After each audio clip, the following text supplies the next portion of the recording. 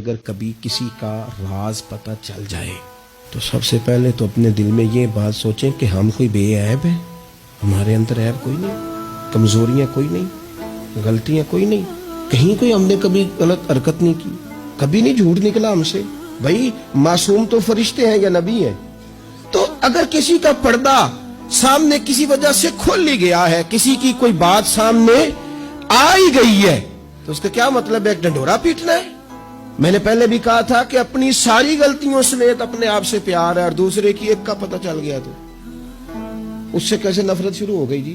میرے نبی پاک علیہ السلام کا جو انداز ہے نا بات کرنے کا، وہ تو موہ لیتا ہے من کو۔